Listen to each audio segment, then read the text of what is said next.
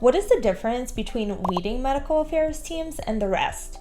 Well, it all boils down to how they're measuring the impact of their efforts. So let's dig in. So today, most medical affairs teams in their planning for the year will set scientific objectives. It might look like increase awareness of a rare disease, increase a proper diagnosis, reduce time to diagnosis, improve, patient X outcome, etc.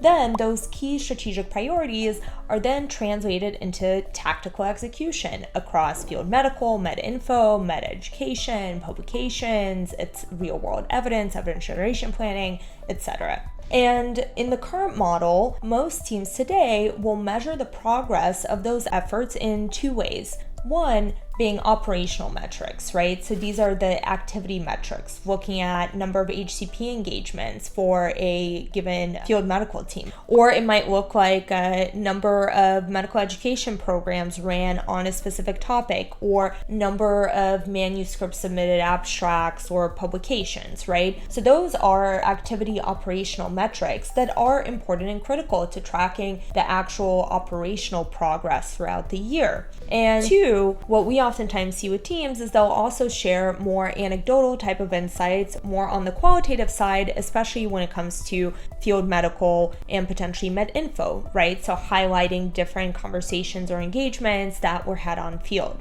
But here's the challenge. What a lot of teams that I speak to, come to us with questions around, well, we have these scientific objectives, but how do we ultimately measure success? And in this current model of measurement with operational metrics and anecdotal evidence, there's a gap that ends up emerging. And we call this the impact chasm, if you will. And unfortunately, the current model with operational metrics, while it is necessary, does not always capture actual progress towards the ideal impact that teams want to make. So as an example, if I have 100 HCP engagements, or if I run 40 different med edu programs on a specific therapeutic area, what does that tell me? If I had 100 engagements, awesome. But ultimately, what leadership is going to be asking for is, well, did it move the needle? Did it make an impact? What's the so what behind these metrics? And what we've seen the leading medical affairs teams transition into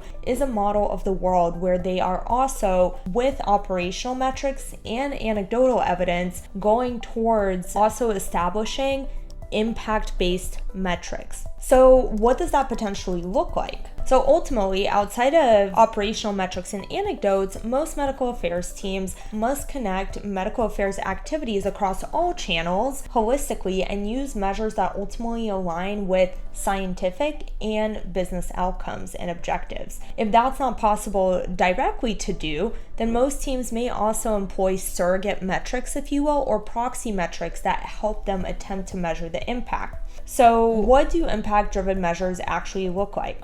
Well, I would argue there are two key buckets of impact-driven measures. There's direct measures that you can correlate directly to patient outcomes or wherever outcomes you're seeking, and then there's more surrogate metrics which can act as a proxy. So direct measures, what could they be? So typically direct measures include evaluating in a compliant manner things like diagnostics data or claims data at a therapeutic level. So for example, if one of our scientific objectives being part of a rare disease was to increase appropriate diagnosis because it is a rare disease, then we may over time want to track, did diagnostic rates increase in the regions or areas where we had educational initiatives, because that potentially can be a sign that your efforts are and can be correlated to driving that ultimate patient outcome. More patients get diagnosed earlier with the right appropriate diagnosis and then ultimately receive the appropriate treatment.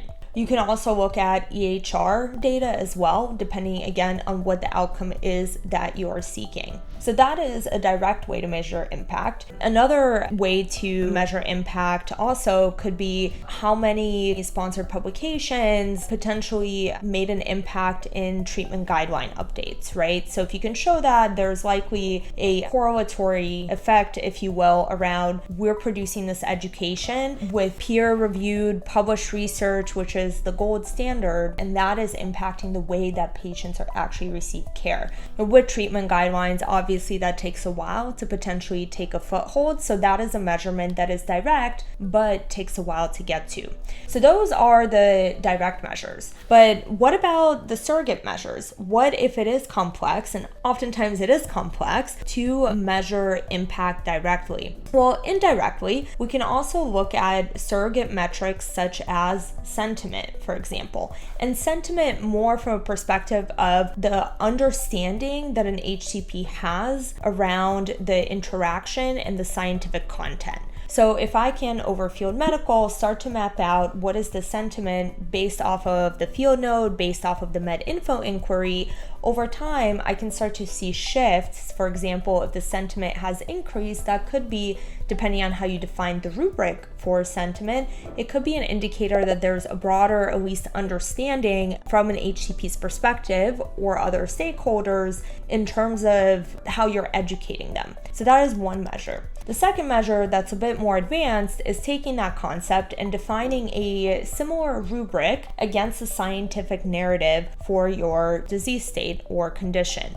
So typically a scientific narrative is likely going to have buckets of disease awareness and understanding, diagnostic awareness and understanding, and then after diagnosis there's treatment awareness and understanding, and then there's the treatment experience itself, right? And then ultimately there is the end state of someone who's a complete and total expert on everything scientific and medical related to that disease state, all of the treatments, and the entire patient experience. So leveraging a similar model to the sentiment that we just talked about, you can leverage AI models in particular to be able to evaluate different qualitative insights or notes, information that you might have across field medical, med info, etc., and map out in aggregate what is the HCP understanding of the scientific narrative, and has that shifted over time in a positive direction. So these surrogate measures, again, tend to be proxies, and the key to making use of those proxies is to be really clear about defining what good looks like in those cases. And that's going to ultimately vary team by team,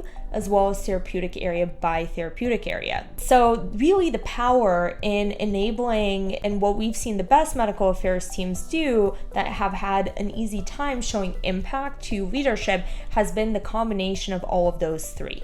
So they employ operational metrics, they employ impact-based metrics, and then they dig into the nuance and context through narratives and the anecdotal evidence that you get across field medical ad boards, congresses, right, and med info. So if you're ready to transform the operational metrics and anecdotal insights, and you're actually interested in implementing impact measures, here are the biggest gaps that I've seen across teams in making this happen.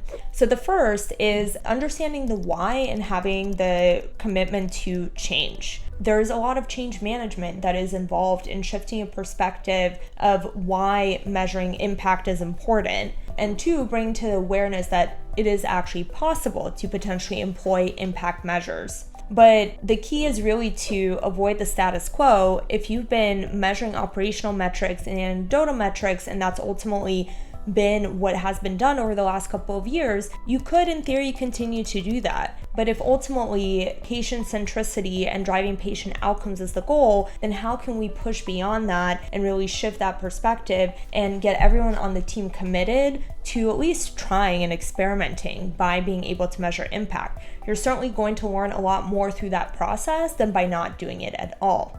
The second key element that I see is that once there is that commitment to change, you do have to, as a team, sit down and define what are those real and surrogate impact measures that your team can employ. And you can run this as experiments, right? You might have a hypothesis.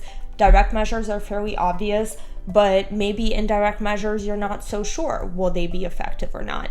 Well, it's worth potentially running an experiment and then seeing. So once you're aligned on what those impact measures can look like, and you've set up experiments that you can run quarter over quarter to really show the validity of using these metrics to actually measure progress, the third component is you need to ultimately equip your team. And that includes equipping with a more data, analytics driven mindset really explaining the why measuring all of this is really important. And lastly, equipping them with the right tech tools in order to be able to measure operational, anecdotal, and impact metrics. The reality is, if today you have 100 insights that come every year, a human can go through and analyze that. Anyone can. But when you're starting to look at things like impact measures, or you're looking at volumes of nodes that range in thousands, tens of thousands, or hundreds of thousands across field or literature or med info, it's nearly impossible to be able to analyze that as a human. And certainly ChatGPT by itself is not going to be able to do that either. And in these scenarios, you have to employ some sort of tech or automation, whether it's Gen AI, vendor, or you build it in-house.